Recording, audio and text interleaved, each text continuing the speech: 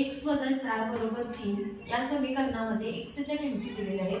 -1 7 आणि -7 या उकल आहे की नाही ठरवायचं आहे. तर या उदाहरणामध्ये काय आहे बघा, उकल म्हणजेच काय, तर ह्या ज्या x च्या त्या 3 किमती दिलेल्या आहेत त्या काय करायचं या समीकरणामध्ये ठेवायच्या आणि त्याची किंमत किती आली पाहिजे, 3 किंमत आली पाहिजे. तर बघा x - 4 या समीकरणात बरोबर 3 हा झाला प्रश्न. तर यामध्ये काय x बरोबर काय ना -1 ही किंमत काय करायची आहे ठेवायची. पहिला x बरोबर -1 साठी आपण काय करूया समीकरण सोडूया. तर x च्या ठिकाणी काय करायचं -1 ठेवायचं -4.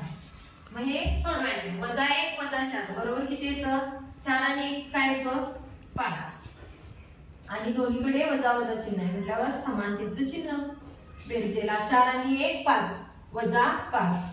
मग -5 ही उत्तर 3 आहे का नाही, म्हणजेच -5 हे 3 नाही आहे, म्हणजे ही उकल येणार नाही. कुठली x ची किंमत ज्यावेळी -1 ठेवली या उदाहरणामध्ये त्यावेळी उत्तर काय आलं -5, पण उत्तर काय यायला पाहिजे होतं 3. त्यामुळं x बरोबर -1 ही उकल नाही.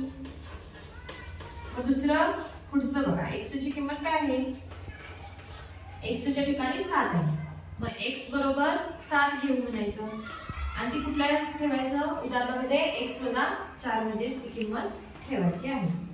मग x च्या ठिकाणी 7 ठेवा, 7 - 4 7 मधून 4 गेले उत्तर किती 3, म्हणजे आपलं उत्तर किती यायला पाहिजे 3च, म्हणजे 3 हे जे उत्तर आलेले आहे ते या उजव्या बाजूला जी 3 किंमत आहे त्याच्याशी एक इक्वल आहे. म्हटल्यावर x बरोबर काय 7 ही उकल आहे. समजलं? मग आता आपल्याला इतकंच उत्तर मिळालेलं आहे, हे पुढचं नाही सोडवलं तरी चालेल, उकल आहे की नाही ठरवा. हा व्हिडिओ तुम्हाला परीक्षेसाठी खूप इम्पॉर्टंट आहे. असे जर का तुम्हाला व्हिडिओ हवे असतील तर माझ्या चॅनलला लाईक, शेअर आणि सबस्क्राईब करा.